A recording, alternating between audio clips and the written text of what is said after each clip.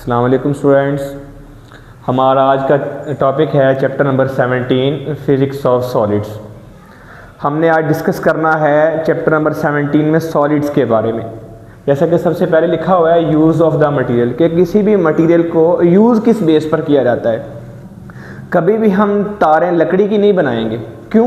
क्योंकि लकड़ी के पास वह प्रॉपर्टी ही नहीं है जो कि मेटल के पास होती है। इसका मतलब ये हुआ किसी भी मटेरियल को अगर हमने यूज़ करना है तो वो बेस करता है उसकी प्रॉपर्टीज़ के ऊपर। प्रॉपर्टीज़ में कौन कौन सी रहती है? कोई मटेरियल हार्ड कितना है, डक्टाइल कितना है, मैलिएबल कितना है, उसकी कंडक्टिविटी कितनी अच्छी है। ये सारी डिफरेंट प्रॉपर्टीज़ की बेस पर हम सिलेक्शन करते हैं किसी भी मटेरियल की। अब यहाँ बताता चलूँ, डक्टाइल का मतलब क्या है कि हम किसी चीज़ को कितना एक्सटेंड कर सकते हैं। हर वो मटेरियल जिसकी डक्टिलिटी अच्छी है उसकी तारें बनाई जाती हैं। मैलिएबल का मतलब होता है कोई ऐसा मटेरियल जिससे प्रेस कितना अच्छा किया जा सकता है, जिसकी मैलिएबिलिटी अच्छी हो, उस मटेरियल की शीटें बनाई जाती हैं। तो शीटें बनाने के लिए मैलिएबल मटेरियल चाहिए होता है और तारें बनाने के लिए डक्टाइल मटेरियल चाहिए होता है। साथ में ये जो कंडक्टिविटी की प्रॉपर्टी है ये भी मैटर करती है साथ में। इसके बाद एग्जांपल में चले जाएं कि स्टील है तो वो हार्ड क्यों है, लेड है वो सॉफ्ट क्यों है, आयरन है तो क्यों भाई उसके अंदर कौन सी ऐसी बात है कि वो मैग्नेटिक प्रॉपर्टीज़ रखता है iron as compare to others.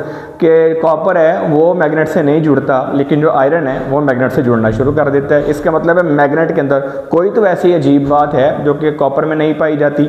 इस तरह से कॉपर है वो गुड कंडक्टर है। आप दुकानदार को हमेशा जाके यही कहते हैं कि भाई हमें आप कॉपर की तार दें, हमें आयरन की वायर्स नहीं चाहिए। क्यों? इसका मतलब ये कि आपको भी पता है कि कॉपर की जो कंडक्टिविटी है वह एज़ कम्पेयर टू आयरन अच्छी है। तो ये सारी की सारी जो प्रॉपर्टीज़ डिफरेंट हैं ये किस बेस पर हैं? ये सारी की सारी प्रॉपर्टीज़ हैं किसी भी मटेरियल के अंदर पाए जाने वाले एटॉमिक स्ट्रक्चर की बेस के ऊपर, कि एटॉमिक स्ट्रक्चर कैसा है मटेरियल का। यही जो सबसे बड़ा पॉइंट था एटॉमिक स्ट्रक्चर, इसी ने हमें इंसानों को हमें क्लू दिया न्यू मटेरियल्स जनरेट करने के लिए। कि जब हमें ये पता चला कि भाई मटेरियल हार्ड क्यों है, कोई लेड है तो वो सॉफ्ट क्यों है, आयरन है तो वो मैग्नेटिक क्यों है, तो हमने इन तमाम प्रॉपर्टीज़ को देखते हुए हमने सोचा क्यों ना ऐसा मटेरियल बना लिया जाए जिसके अंदर हम आयरन की प्रॉपर्टीज़ भी इन्वॉल्व करवा दें, हम उसमें स्टील की प्रॉपर्टीज़ भी इन्वॉल्व करवा दें। यानी कि हमारे पास आ जाए कि हार्ड आयरन। इस तरह से फिजिक्स की फील्ड के अंदर स्ट्रक्चर को देख के नए मटेरियल्स डिज़ाइन करना शुरू कर दिए गए। यहीं से हमने फिर आगे सॉलिड्स को क्लासीफाई करना शुरू कर दिया डिफरेंट रेंज के अंदर। जैसे कि सबसे पहले हम डिस्कस करते हैं क्रिस्टलाइन सॉलिड्स को। क्रिस्टलाइन सॉलिड्स का मतलब ये है वो वाले सॉलिड्स जिनके अंदर एटम्स की रेगुलर अरेंजमेंट, एटम्स की तरतीब पाई जाती है। ये कैसे पता चला हमें?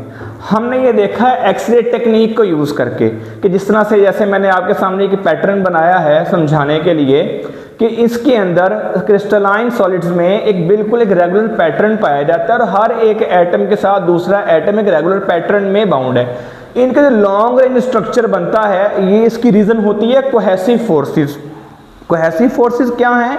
वो वाली फोर्सेस जो सेम एटम या सेम मॉलिक्यूल के दरमियान पाई जाएं उन्हें कोहेसिव फोर्सेस कहा जाता है। क्रिस्टलाइन सॉलिड्स के अंदर कोहेसिव फोर्सेस ही रिस्पॉन्सिबल हैं लॉन्ग चेन स्ट्रक्चर बनाने की। इनमें एग्जांपल में हमारे पास मेटल्स आ जाते हैं, जैसे कि कॉपर है, ये एक क्रिस्टलाइन सॉलिड है। आयन कंपाउंड्स में सोडियम क्लोराइड आ जाता है। इसके अलावा सिरामिक में जिरकोनिया, जिरकोन का नग पहनते हैं ना हम, जिरकोनिया, ये भी क्रिस्टलाइन है। ये आपको बोर्ड में एमसीक्यूज भी पूछा जा सकता है कि कौन सा सिरामिक मटेरियल ऐसा है जो कि क्रिस्टलाइन के अंदर आता है, तो वो है जिरकोनिया।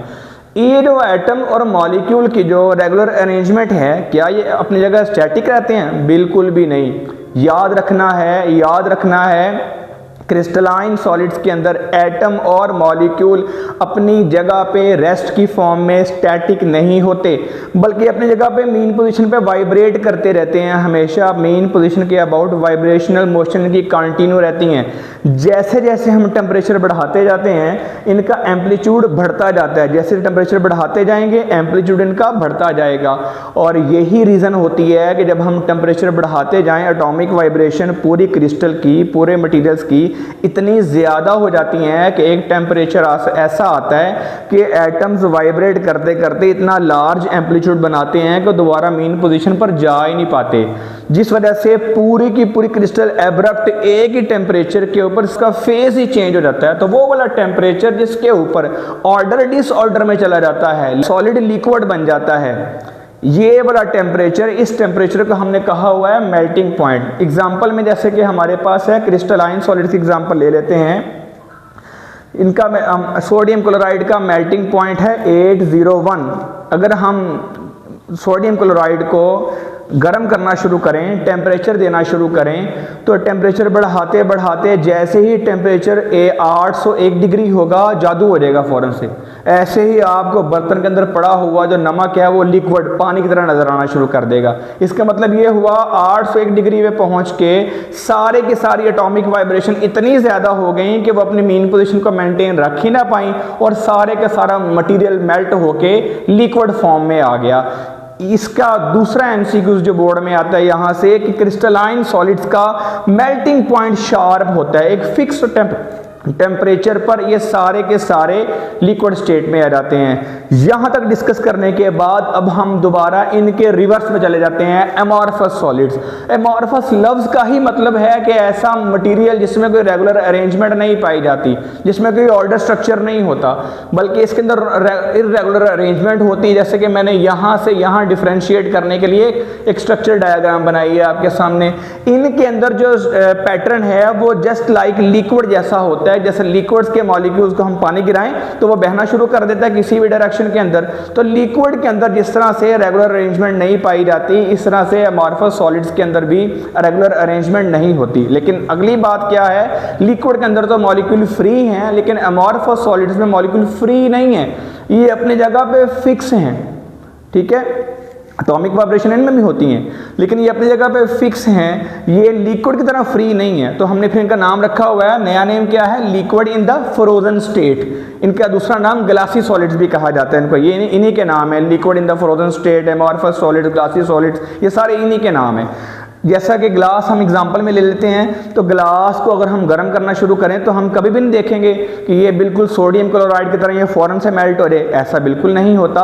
बल्कि जैसे हम ग्लास को गर्म करना शुरू करते हैं, सबसे पहले ये सॉफ्ट होता है, बिल्कुल एक पेस्ट, जैसे टूथपेस्ट है ना, इस तरह से पेस्ट की फॉर्म में आ जाता है। उसके बाद अगर आप इसको फर्दर गर्म करते जाएं, ये एक टेम्परेचर ऐसा आता है जिसके ऊपर जाके ये थिक लिक्विड बन जाता है और फिर ये बहना शुरू कर देता है। इसका मतलब ये हुआ कि ये एक फिक्स टेम्परेचर के ऊपर नहीं होता, बल्कि एक long range of the temperature के अंदर मेल्ट होता है। इसलिए एमॉर्फस सॉलिड्स का जो मेल्टिंग पॉइंट है वो शार्प नहीं है, फिक्स नहीं है, बल्कि लॉन्ग रेंज मेल्टिंग पॉइंट है। अगर आप अपनी बुक देखेंगे तो उसके अंदर उन्होंने ग्लास का, ऑर्डिनरी जो ग्लास है जो हम नॉर्मली देखते हैं घरों में, विंडोज़ में लगा हुआ होता है, उसका टेम्परेचर उसने दिया हुआ है 800 सेल्सियस। लेकिन अगर आप गूगल करेंगे तो आपको नज़र आएगा वो 1400 से लेकर 1600 सेल्सियस तक हमें नज़र आता है। तो यहाँ तक आज का हमारा लेक्चर है। कहीं कन्फ्यूजन हो आप डायरेक्ट कांटेक्ट कर सकते हैं, हमारे स्टूडेंट्स हैं वो डायरेक्ट पूछ सकते हैं। और अगर हमारे स्टूडेंट्स के अलावा कोई हमें देख रहा है, अगर आपको क्वेश्चन है तो आप कमेंट सेक्शन में पूछ सकते हैं।